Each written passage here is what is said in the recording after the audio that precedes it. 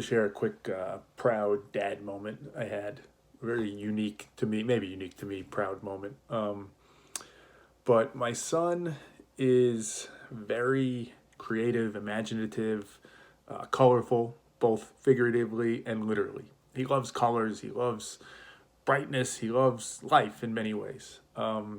And he is 8 years old, he's in third grade. And part of that is, as I said, he loves colors. Purple is one of his colors that he likes. So recently, he was ordering like a thermos for lunch, and we had to order a few different ones. So he ordered a black one, a purple one because he likes purple, whatever other colors he did. And he had one of those moments at school. He was telling me the story about this recently. One of those moments that, as a parent, whew, it gets you, right. It makes you nervous, it makes you scared, it makes you cringe, it makes you all the things, right. He was at lunch, and he had happened to bring in the purple thermos that day, and he was sitting there with a bunch of friends, some boys, some girls, and I guess one or two of the boys made note of like that his thermos was purple, and said, why do you have a purple thermos, like that's a girl's color. And that's the moment, right? That's the moment in some ways we all fear. Maybe we shouldn't, but we do, or at least I do, because that's the moment where, among all the things that go into a moment like that, we could spend hours talking about it. But for me, it's your authenticity is tested. It's one of those moments early in life where it could set the stage and the tone for how you approach life. Do you stay true to what you authentically believe in and who you are? Or do you, which I've done plenty, so this isn't a judgment, do you fall prey to that peer pressure, to that social pressure to conform, to do things the way people think you're supposed to do them? Do you feel that sense of, I can't really be myself because that's too risky and that's too scary, so I need to fit in? And that's a microcosm for life, as well as in that moment, what happens? Is he crushed in that moment? Is he embarrassed? Is he horrified? Does he never want to use that purple thermos again? All those things start running through my head. So much so that I've talked about this before. My son does Brazilian Jiu Jitsu like I do, and I won't get into the detail of it, but one of the reasons I want him to do that so badly is I want him to have the confidence that at a worst case scenario, he never feels a fear of like a physical threat where if I be myself, if I say something back, somebody might hurt me. I want him to feel like he can protect and defend himself. But that's not what happened in this case, and that's why it's such a proud dad moment. It didn't come to that. He handled it much better than that. So here's what he told me how it happened. So one of the boys said that. One of the other boys jumped in and said, "Yeah, purple's a girl's color. Like, what's the story here?" And then I guess one of the girls that was sitting there, they pointed at her and said, "Look, she has purple on." So now we're in trouble, right? He's in trouble.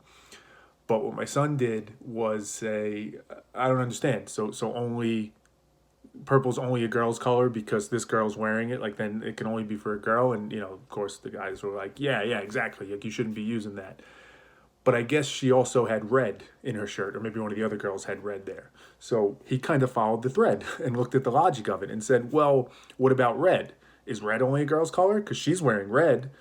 And I think the boy stopped for a second and said, like they were a little confused. They weren't sure how to answer. And then he went, and then one of the boys that was making fun of the purple thermos, my son said, "You have red on. So how come you're allowed to wear red? Isn't that a girl's color? Because a girl's wearing red." Kind of highlighting the point of like, what are we doing here? Like girls' color, boys' color, like what's happening?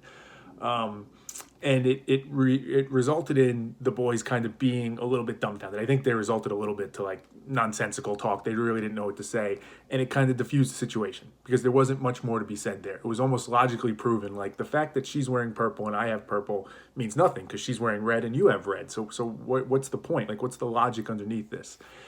And oh man, what a proud dad moment. Well, a proud moment firstly because logic, right? Logic wins. And that's the beauty of logic. It's the same thing I say all the time in our own minds, right? Think of our own minds in that same situation, right? You have one side of your mind that's maybe a little bit more like the bully that's like, why are you doing that? You should be scared. You should conform. But logic can disarm that, both figuratively in our minds and literally in that situation. And back to the point, right? Why it's so fearful. How's he going to handle that? How's he going to approach this? Is he going to be afraid to be authentic? When you have the ability to think, when you have the ability to stay calm in a moment like that, even look at the situation and analyze it logically, big L logically, and break it down, there's such a comfort in that. There's such a defense in that you can use, right? Because you could go the other way and say, well, maybe your son shouldn't have a purple thermos. Maybe you're asking for trouble. Maybe there's too much to that. Well, fuck that. That's stupid, right? The idea that you can't like whatever color you like. And I get it, right? There's all different societal norms and things like that. But that's one I think that's proven here doesn't really hold water. So for him to, in a moment where at one end he could have just crumbled and been distraught and been embarrassed and thrown out his purple thermos, another end he could have just gotten angry and frustrated and maybe it would have gotten physical, or maybe he just could have cried and told the teacher. All those things. Not only did he do what we tell him to do when people make fun of you, right? Don't give in to it, because that's what they want. They want to see you be upset. But he took it a step further and used his mind and used his thinking to disarm the situation. And hopefully, maybe, not embarrass the boy that was making fun of him, because that's not the answer, right? Because then he's upset and he's hurt and then he wants to go pick on somebody else. But just logically kind of show, like, hey, what you're doing here doesn't make sense. I'm not trying to hurt you. I'm not trying to put you down. But let's just not be nonsensical in this. And again, for me, if you ever watched my videos and seen what I talk about, for him to handle a situation like that, to maintain his authenticity and stay true to who he was, and to use logic to address the situation in a way that doesn't hurt somebody, but keeps things kind of at peace and lets the logic just kind of win out, it doesn't get much better than that from where I sit.